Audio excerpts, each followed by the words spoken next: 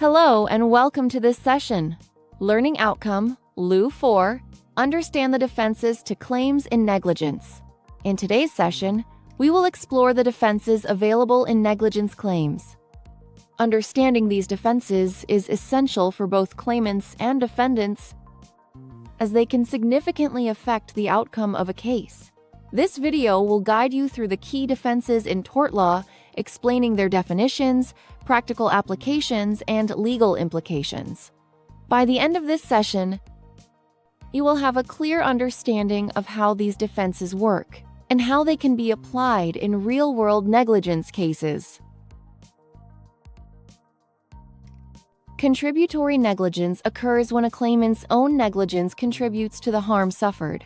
This defense reduces the compensation based on the claimant's degree of fault. It is governed by the Law Reform Act, allowing a proportionate reduction in damages. For instance, in Froome v. Butcher, damages were reduced by 25%. The claimant's failure to wear a seatbelt partially contributed to their injuries. Volenti non fit injuria means to one who consents, no harm is done. This defense absolves liability if the claimant voluntarily accepted the risk. The claimant must have full knowledge and freely accepted the risk. In ICI Limited v. Shatwell, employees who ignored safety rules were held to have consented to the risk. The employer was absolved of liability. Ex turpi causa bars claims arising from illegal acts. It prevents claimants from profiting from their wrongdoing. In Ashton v. Turner, a passenger injured during a burglary getaway was denied compensation. The claim arose from illegal activity, barring recovery. This defense upholds public policy by not condoning unlawful conduct. A defendant may argue no duty of care was owed to the claimant. If successful, the negligence claim fails. The court considers foreseeability, proximity, and fairness. In Capro v. Dickman, no duty was found in an auditor's report context. The claim failed as there was no duty of care established. The defendant may argue their actions did not breach the standard of care. If proven, this negates liability. The standard is based on what a reasonable person would do. In Bolam v. Friern Hospital, a professional's actions met accepted standards. Thus, no breach of duty was found, absolving the defendant. A defendant may argue their actions did not cause the claimant's harm. Causation must be factual and legal. The but-for test is used to establish factual causation. In Barnett v. Chelsea Hospital, the claimant's death was not caused by the hospital's negligence. This broke the chain of causation, negating liability. Necessity justifies actions that prevent greater harm.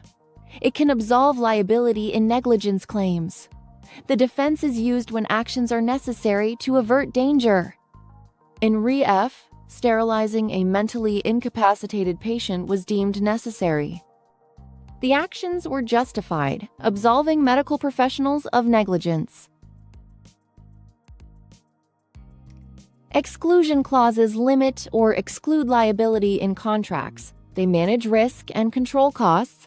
However, they must comply with legal standards like the Unfair Contract Terms Act.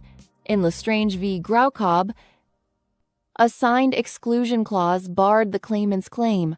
Properly drafted clauses can protect parties from liability. Exclusion clauses are governed by the Unfair Contract Terms Act and the Consumer Rights Act. These laws ensure clauses are fair and reasonable. Courts assess incorporation, construction, and reasonableness.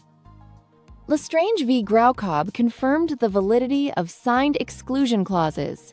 Properly drafted clauses are enforceable under these legal frameworks. Courts have control over the enforceability of exclusion clauses.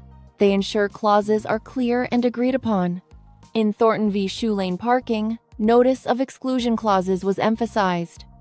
Courts also assess reasonableness under statutory guidelines. Judicial scrutiny ensures fairness in the application of exclusion clauses. Exclusion clauses have limitations. They cannot exclude liability for death or personal injury due to negligence. Transparency and fairness are crucial for enforceability. Consumer protection laws heavily restrict their use. Courts ensure clauses do not unfairly disadvantage parties, maintaining balance in contractual relationships. Defenses in negligence cases serve to challenge liability. They can mitigate damages and ensure fairness. Defenses protect legal rights and uphold public policy. They balance accountability with fairness in legal disputes. By addressing the elements of negligence, defenses play a crucial role in litigation. Defenses in negligence cases are affirmative in nature. They depend on specific facts and legal rules. Public policy limits some defenses to ensure fairness. Courts assess the applicability of defenses based on statutory and common law. The nature of defenses reflects their role in balancing accountability and fairness. Defendants can use various defenses to avoid liability. These include contributory negligence, consent, and illegality. Each defense addresses specific aspects of a negligence claim. They ensure liability is fair and proportionate. The success of these defenses depends on the facts and legal principles. Contributory negligence reduces damages based on the claimant's fault. Governed by the Law Reform Act, it reflects shared responsibility. Courts apportion responsibility between parties. Case law like Froome v. Butcher illustrates its application.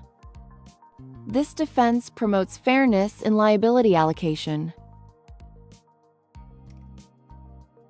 Ex turpi causa bars claims from illegal acts. It upholds public policy by not rewarding wrongdoing. Courts assess the connection between conduct and claim. Case law like Ashton v. Turner demonstrates its application. The defense ensures accountability and deters illegal behavior. Valenti non-fit injuria absolves liability if the claimant consents to the risk.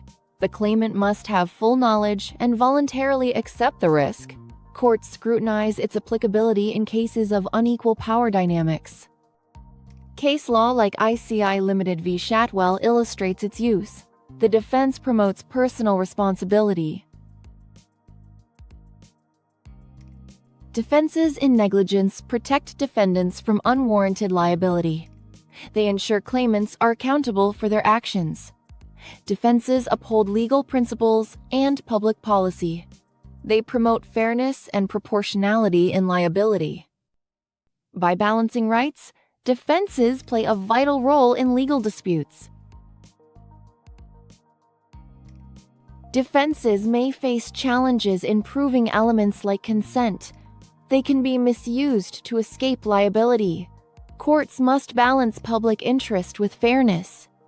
Some defenses have limitations due to legal and policy considerations. Despite weaknesses, defenses remain crucial in negligence cases. Defenses like consent, contributory negligence, and illegality differ in focus. Consent absolves liability, while contributory negligence reduces compensation. Illegality bars claims entirely. Each defense has unique applications and outcomes. Understanding these differences is essential for legal practitioners. In conclusion, defenses in negligence play a crucial role in maintaining a balance between accountability and fairness. They ensure that claimants are held responsible for their own actions while providing a framework for just outcomes. By interacting with the fundamental elements of negligence, these defenses help uphold the principles of justice and equity. A thorough understanding of their application is essential for navigating legal disputes effectively, highlighting the nuanced and complex nature of tort law. If you have any doubts, feel free to WhatsApp us at 0748436168. We're here to assist you. Thank you, and see you soon.